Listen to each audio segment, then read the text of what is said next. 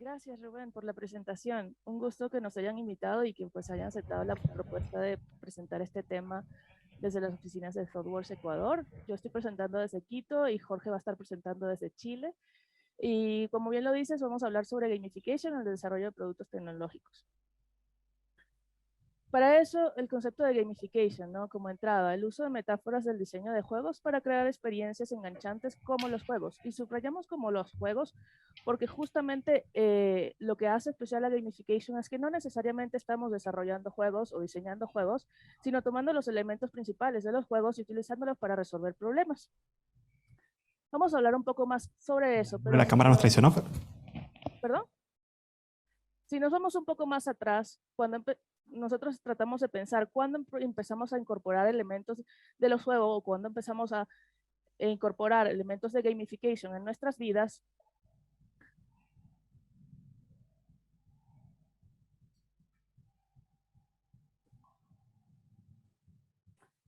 ¿cuándo empezamos entonces a incorporar gamification en nuestras vidas?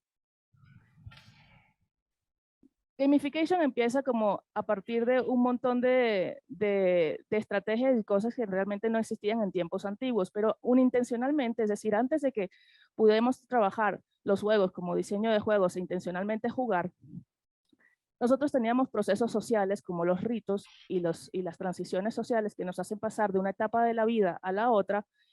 Y en una de esas etapas de la vida a la otra, que ejemplifica un poco y que tiene componentes de juegos sin haberlo hecho intencionalmente, es el hada de los dientes. No sé cómo se llama el hada de los dientes en sus países, pero en mi país, por ejemplo, se llama el ratón Pérez, cosa que a mí realmente me parece bastante creepy, que haya un ratón que entra a la casa y que abre la puerta del cuarto del niño, que se le mete debajo de la almohada y le deja dinero. Pero en todo caso, el niño está súper feliz de que eso suceda, ¿no es cierto? Y que esa etapa de transición entre la infancia temprana y la infancia se vuelve mucho más llevadera porque justamente el niño pasa por esta etapa en el cual es recompensado por un proceso que está siguiendo en su vida. No sé cuáles son los métodos que ustedes conocen para que le saquen los dientes. Yo conozco algunos. El primer método, pues, es el civilizado de que te lleven al dentista y te saquen el diente. El segundo método, pues, es ese típico que tienes el dedito y le das para adelante, para atrás, para adelante, para atrás, para adelante, para atrás, hasta que se te sale el diente, ¿no es cierto? Y el tercero es ese método pues que realmente a mí se me fue implementado bastante durante toda mi infancia, pueden ahí tomar nota de mis traumas, en el cual tu papá te amarra un hilo al diente y el hilo a la puerta y la puerta, ¡pah!, la cierran de golpe. Y en ese momento tú dices, ay, ya se me cayó el diente. A este niño se lo amarraron a una cometa, creo que fue mucho más amigable. En todo caso, esta transición nos ayuda a ver algunos componentes de juego que ya existían dentro de la sociedad normal, ¿no es cierto?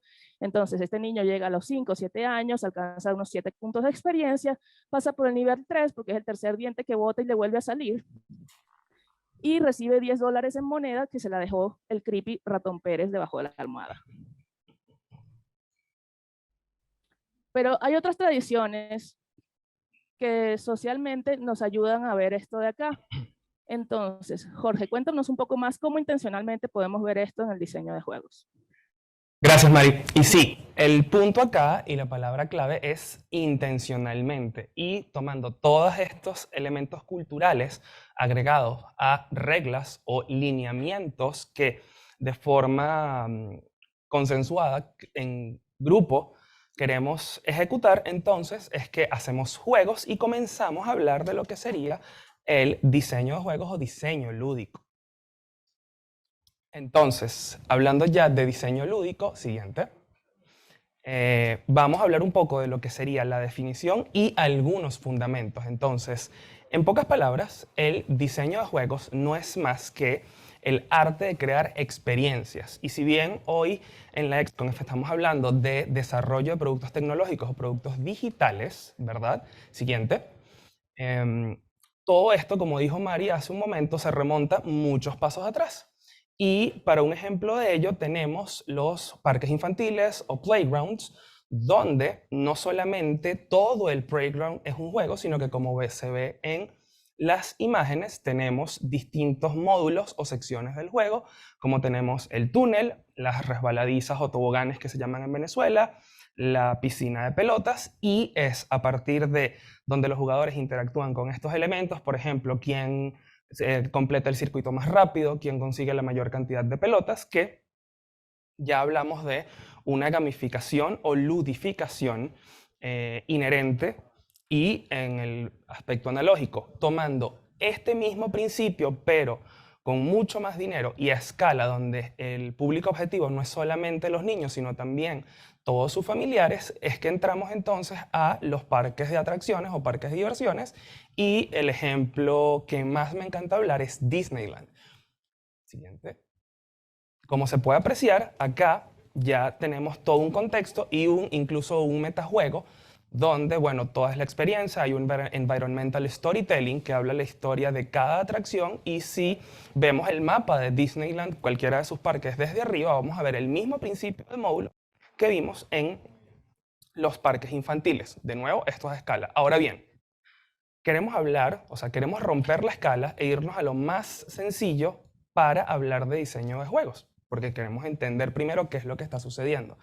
Para ello, toda la presentación vamos a estar hablando de lo que sería estos principios a través del framework MDA, que viene de sus siglas Mechanics, Dynamics and Aesthetics. Y este framework fue definido por Robin Honeykey, Mart LeBlanc y Robert Subeck. Entonces, comenzando por las mecánicas, Mari, ¿qué nos puedes decir de eso?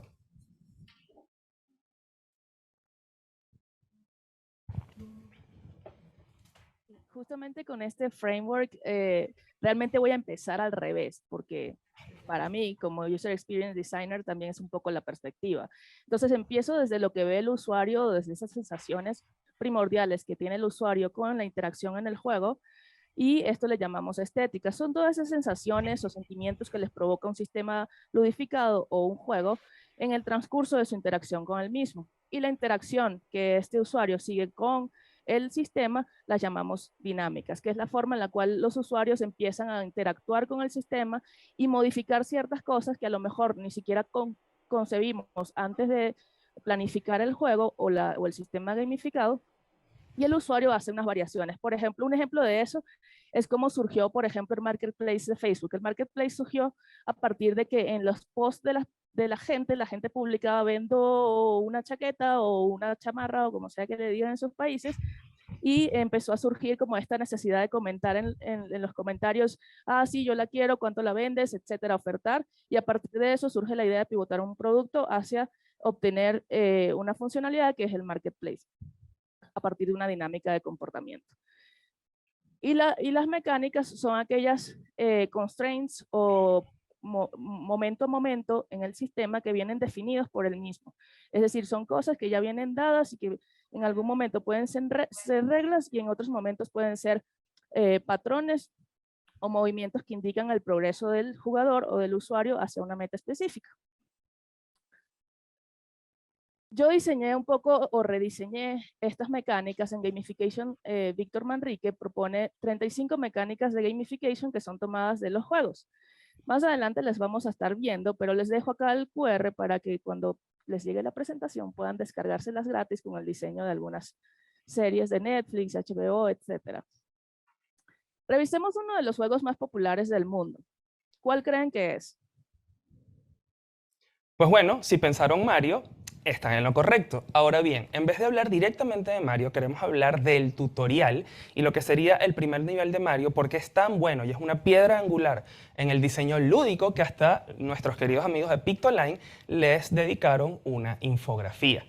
Ahora bien, ¿qué es lo que va a suceder en este primer nivel? Pues bueno, tenemos un espacio a la derecha que nos invita a descubrir el mundo, y tenemos tanto el famoso bloque con el signo de interrogación como el primer enemigo. Entonces, ¿qué nos invita a esto? A saber las consecuencias de lo que va a suceder si queremos explorar al saltar y saber que pueden haber monedas o power-ups detrás o dentro de estos bloques, y las consecuencias que suceden al saltar sobre un enemigo o haber una colisión de frente. Entonces, ¿qué es lo que va a suceder? Todo este primer nivel lo que intenta hacer es un espacio seguro para el aprendizaje de skills. Entonces, como se ve a la izquierda, queremos aprender el skill de saltar abismos, donde el primero sencillamente es un abismo con un espacio seguro donde puedes salir de él. No obstante, al lado derecho vemos que ya hay un abismo con una consecuencia donde pierdes una vida al no haber obtenido la experticia de saber cómo y cuándo saltar. Ahora bien, hablando de productos tecnológicos, ¿cómo se traduce esto a nivel de producto, Mario? Sí, justamente es una de esas plataformas que usamos todos los días por lo general en tecnología.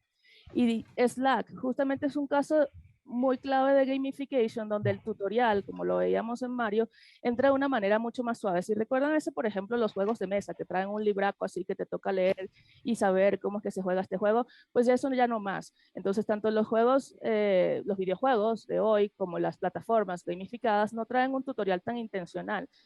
Y este tutorial se hace de manera más suave. Uno de los puntos icónicos de Slack es el chatbot, que te induce pues, a aprender un poco el camino y a ponerte metas para llegar a un punto específico dentro de la plataforma.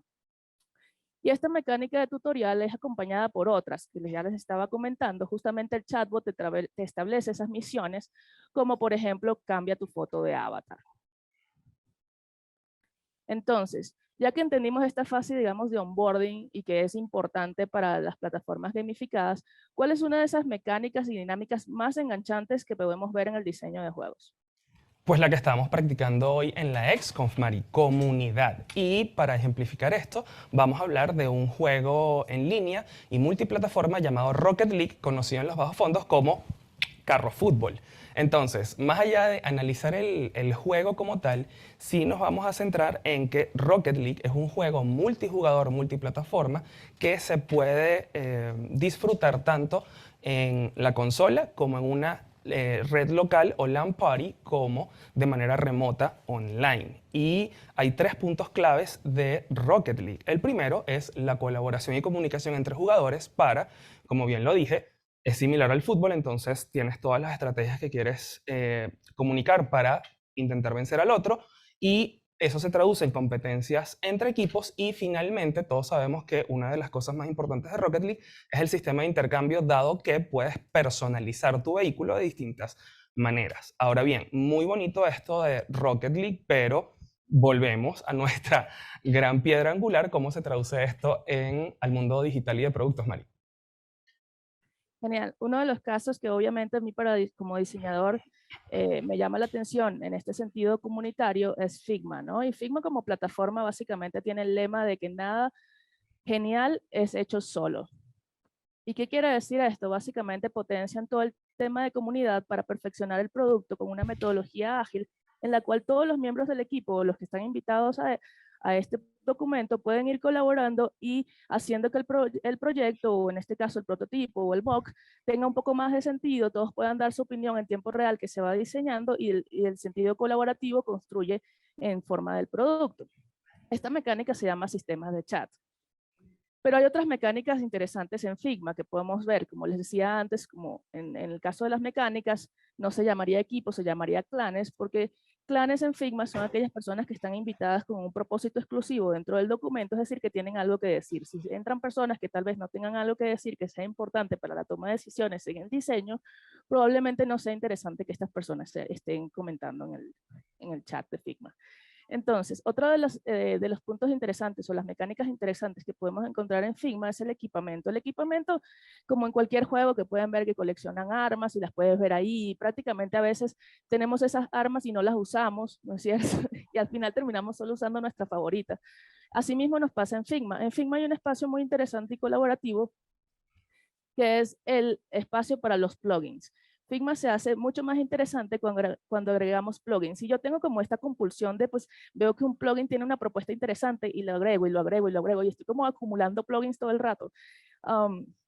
Pero es súper interesante porque los plugins básicamente son microaplicaciones dentro de la aplicación de Figma que permiten no solamente que la gente utilice mejor la plataforma con más herramientas, sino que también permiten a quien sea que las haya diseñado o programado a medir su utilidad y a probar su éxito dentro de una comunidad. Y eso es un poco de lo que vamos a hablar. Entonces, ahora supongamos que tenemos la primera versión de nuestro juego o producto gamificado. ¿Cómo lo validaríamos, Jorge? Pues bueno, a través de la mecánica de playtest. Y playtest, a diferencia de lo que sería QA, nos sirve para validar hipótesis de diseño lúdico o diseño de juegos para saber si eso realmente es divertido o nuestros usuarios se sienten bien realizándolos. Para ejemplificar esto, vamos a hablar un poco de un gran ejemplo que es Guitar Hero, porque que es la hipótesis que se planteó al inicio, entregar nuevos roles al usuario. Guitar Hero comenzó siendo un prototipo donde las personas podían crear sus propias piezas musicales al momento, pero ¿qué sucede? Esto a través del playtest se identificó que no era divertido, sino que se hizo un tren de pensamiento interno donde no es, o sea, si bien es importante darle el rol al usuario de ser músico, pues lo importante acá es darle o cumplir ese sueño de ser rockstar. ¿Siguiente? ¿Y qué es lo que sucede? Bueno, pues Guitar Hero es un éxito dado que con las asociaciones con las disqueras nos permite tener la experiencia de llenar los estadios y de ponernos en el papel de nuestros artistas, vocalistas, bateristas o guitarristas favoritos. Pero, una vez más, ¿cómo se traduce esto al mundo de productos digitales, Mari?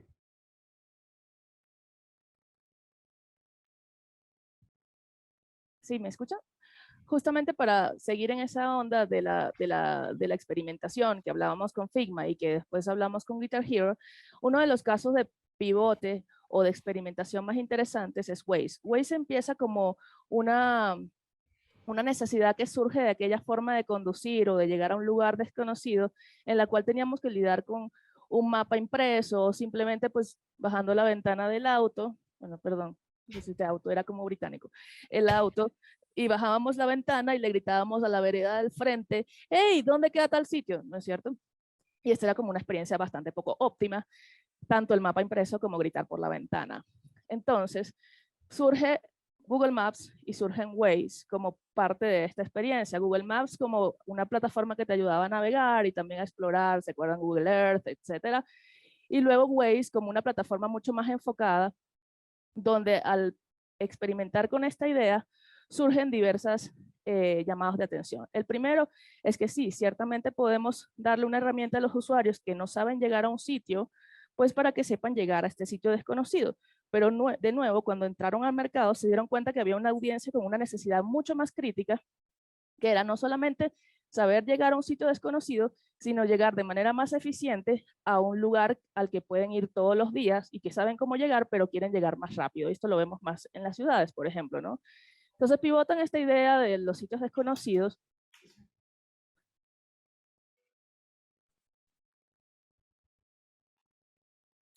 Y se van a la inclusión de herramientas como, por ejemplo, en Waze, que la hacen como mucho más rica como plataforma y que incluye un montón de mucho más personas que tienen una necesidad constante y no solo aquellos que van de un sitio que no conocen. Entonces, la primera mecánica que podemos identificar en Waze es obviamente el universo como aquello que ambienta la plataforma o el sistema o el juego y que te hace sentir como que estás dentro de este mundo. Entonces el universo, en el caso de Waze, pues lo vemos con los elementos de navegación, vemos que estamos navegando dentro del mapa, vemos los elementos como el de tránsito, etcétera, ¿no es cierto? El visual de progreso, en el caso de un GPS, pues es obvio que tenemos que saber de dónde partimos y hacia dónde vamos y cómo se va moviendo nuestro carrito de un lado al otro y cuánto tiempo nos queda. Y el embajador como una de estas mecánicas súper importantes que me parecen interesantes a mí y que lo logran solo algunas plataformas. El embajador como esta figura que hace que las personas cobren un rol colaborativo, como lo hablábamos en Figma. La gente pone plugins, desarrolla plugins y los sube a Figma y de manera colaborativa todo el mundo los puede usar. En el caso de Waze, anunciamos que hay una cámara, que hay un policía o que hay un trancón. Pero ¿cómo podemos empezar nosotros a implementar esto en nuestra estrategia de gamification o de producto?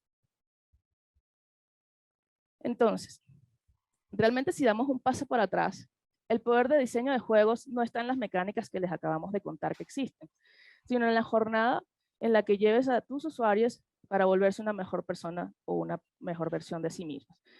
¿Qué quiere decir eso? Que a partir de las experiencias que tú generas o la jornada que tú defines, vas incrementando habilidades del usuario y ese incremento de habilidades genera una expertise que a su vez se convierte en el colaborador de Figma que sube plugins o el colaborador de Waze que dice cuándo hay una cámara y cuándo no. básicamente lo que queremos es trazarle un camino que sea mucho menos agresivo que el que planteaba el marketing tradicional, donde manipulábamos a la gente, o la publicidad tradicional, donde te meten por los ojos una meta que tú quieres lograr, por ejemplo, vender más un paquete de pañales. En este caso, Simon's Cat quiere que le den de comer y no haya cómo explicarle a su dueño que le den de comer. Lo hace de manera sutil, lo hace de manera manipuladora, le enseña el plato de comida, el tipo no le presta atención hasta que le da un batazo. No queremos hacer eso con las personas. Entonces, ¿qué caminos queremos que sigan y quiénes? Básicamente, existe esta metodología by Amy Jo Kim, que de hecho es una de las diseñadoras de Sims, el juego muy reconocido y revolucionario también por su sentido artístico y creativo, en donde ella plantea que hay un cúmulo de personas, digamos, los usuarios lo podemos dividir en diferentes etapas de uso de la aplicación o de la plataforma. El uno son las personas que son innovadoras y al final son las personas que entran tarde a unirse a la plataforma. Y el grueso, que es la mayoría, que pues son los que están en el uso continuo de la plataforma. ¿A dónde queremos llegar? Obviamente a ese early majority, a juntar esa masa y que se queden allí utilizando, no importa que pues no pasen a ser expertos, ni máster, ni nada. Pero para un inicio del proyecto nos queremos enfocar en estas personas que tienen un sentido crítico del problema que tienen y que nosotros ofrecemos una solución rápida. A estos les vamos a llamar innovadores y vamos a trazarles un camino que va a hacerse perfeccionado para ver en qué parte de este camino las personas se encuentran más enganchadas y en qué parte se van saliendo. A partir que nosotros vayamos definiendo en qué partes del camino podemos hacer mejoras, posiblemente la jornada del usuario quede mucho mejor que si lanzamos el juego para todas las personas en lugar de un pequeño segmento. Entonces, esta jornada va, como hablábamos al inicio, desde el descubrimiento de la plataforma, que pues es una iniciativa un poco más marketera, publicitaria, etcétera, hasta la inducción, una vez que entramos en la plataforma, que es como todo lo que hablamos antes del tutorial, etcétera, la construcción de hábito con estas mecánicas que nos ayudan a engancharnos en la plataforma, y el masterado que nos lleva de nuevo a este rol súper colaborativo, que puede ayudar a otras personas, y etcétera. ¿Cómo se ve esto mejor? Pues básicamente en el balance entre el nivel de reto y el nivel de habilidad. Si el nivel de reto es muy alto, el usuario se va a sentir frustrado y se va. Si el nivel de habilidad es muy pequeño, el usuario se va a sentir aburrido y se va. Entonces la idea es como que poder balancear un poco eso y llegar en esta curva. Jorge nos puede contar un poco más cómo se ve eso en los juegos. Claro que sí, Mari, muchas gracias. Y antes de ver el ejemplo en los juegos, ¿quién aquí ha visto Game of Thrones? No olviden la última temporada, esa déjenla. Ok, perfecto. Entonces, si recordamos o hacemos el ejercicio, The Red Wedding fue un episodio, o es un episodio bastante fuerte. ¿Cómo es el siguiente episodio? Hay una pausa, ¿verdad? Bueno, eso es más o menos cómo se traduce algo que se llama en distintos niveles de las artes curva de interés. También para los quienes somos fanáticos del metal europeo, normalmente la banda Amarante comienza con una canción súper fuerte y después en alguna parte del disco tiene una baladita y luego otra vez. Entonces todo esto de la curva de interés a juegos lo podemos traducir como una curva de dificultad. No vamos a entrar en detalles exactamente, sino dar la idea cómo se puede ver en el gráfico que va incrementando, pero al mismo tiempo sobre cada nivel, cada episodio, cada tema, cada disco de una banda, por ejemplo, hay altos y bajos para justamente, como dice Mari, tener este nivel de enganche, tener este nivel de captura o de atención. Y este nivel de atención lo podemos traducir a the zone o este momento en el que estamos bastante enfocados en alguna tarea. Y bueno, eso pasa muchísimo en la música. Entonces, en este ejemplo tenemos las chicas, pero para quienes no lo saben, pues bueno, nada, yo también soy baterista. ¿Y qué es lo que va a suceder? Pues bueno, estás tocando con tu banda en los ensayos, tratando de lograr este nivel masterado de todos los temas. Y luego tienes la fortuna de presentarte en Hard Rock Café Caracas y dale, estás tú y uno con tu banda porque ensayaron los temas y finísimo, eres tú, cargas la variable que está el público, todo fluye, se cae el monitor, no escuchas a la banda. Pues bueno, no hay problema, porque como ya tienes el nivel masterado, eres uno con la banda, con el instrumento, con el público, estás enfocado y el toque termina de manera exitosa. ¿Cómo lo has experimentado tú, Mari? Bueno, yo no tengo los talentos del Jorge, yo no toco ni el triángulo, entonces realmente mi conexión con la música y cómo yo me siento en desgón con la música, uno de esos momentos es limpiando. Entonces yo limpiando con la escoba, yo uno con la escoba, bailando con la escoba, y Pito Caribeño surge, aunque no parezca, pues sí, soy del Caribe, y justamente pues eso hace que yo pueda bailar, porque no procura de Chichi Peralta. Pero otro de los momentos en los cuales uso música más decente para trabajar es cuando estoy diseñando, ¿no es cierto? Ahí escucho hip hop, por si acaso. Y cuando escucho hip hop y estoy diseñando y estoy inspirada y me gusta y yo qué sé, estoy en ese tema de que la mano ya se me va solita y como que vas todo pantalla tras pantalla, pantalla tras pantalla, como justamente les debe pasar también a los devs, ¿no? Línea tras línea, línea tras línea, línea tras línea, estoy tan inspirado en eso. Y ese es el momento de Sony. ¿Cómo se ve eso en los juegos? Pues un poco la experiencia gamer del Jorge nos puede ilustrar.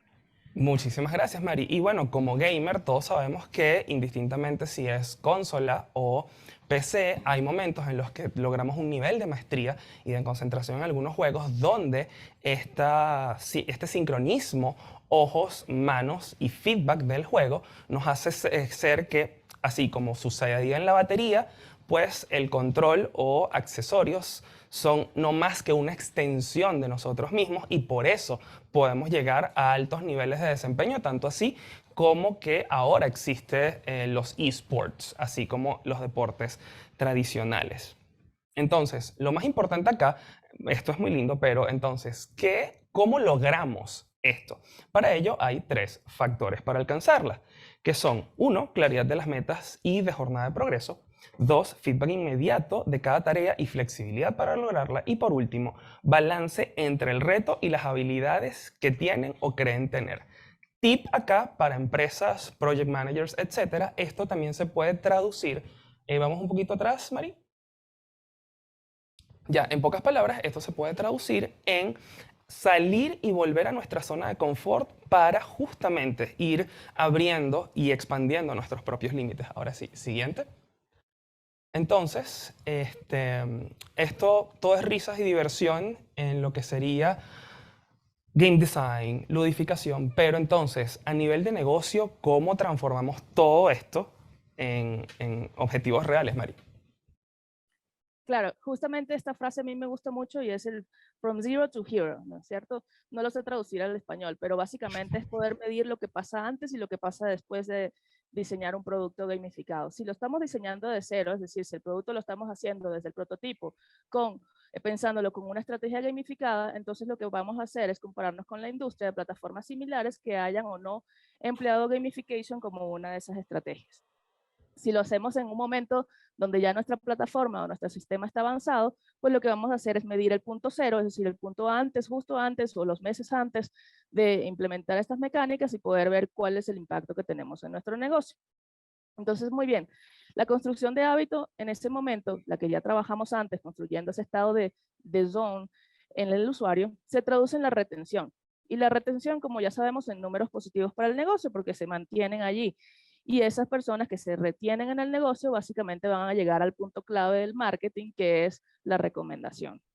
¿Cómo se ve esto en métricas tangibles? Básicamente el número de usuarios activos, las interacciones que tienen esos usuarios en la plataforma, la fidelidad, la satisfacción o el tiempo. Y el tiempo como una de esas métricas claves que podemos evidenciar con doble sentido. En algunas plataformas, reducir el tiempo es el objetivo, en otras plataformas, aumentar el tiempo de dedicación en la plataforma es el objetivo. En un banco, por ejemplo, no vamos a querer que la gente pase 1000 años haciendo un trámite, entonces básicamente queremos reducir el tiempo. Si logramos implementar ciertos componentes gamificados, bien sea universos, bien sea metas, bien sea las metas claras, bien sea, por ejemplo, ludificar un poco los componentes o la experiencia, el tiempo se va a reducir y las personas van a llegar a un grado de satisfacción más alto.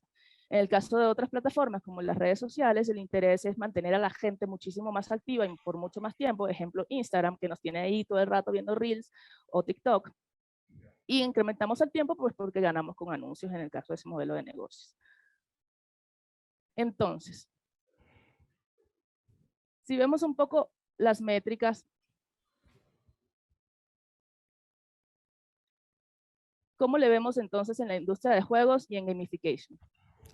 Pues bueno, Mari, la industria de juegos se valoró en el año 2021 en 201 billones de dólares. Asimismo, cuando hablamos de ludificación o gamification, la cifra también es bastante alta, donde, siguiente, se valoró en 11.9 billones y finalmente para el 2025 se tiene proyectado que la ludificación o industria de la gamificación alcance una valoración de 30.7 billones. Así que finalmente queremos concluir con que ¿qué estamos esperando para poder aplicar diseño lúdico y gamification en nuestros productos digitales? Esa es la pregunta. Muchísimas gracias, Mari, por darme la oportunidad de compartir contigo para elaborar esta presentación. Y bueno, muchísimas gracias a ThoughtWorks por la experiencia. Quedamos entonces atentos a todas sus preguntas.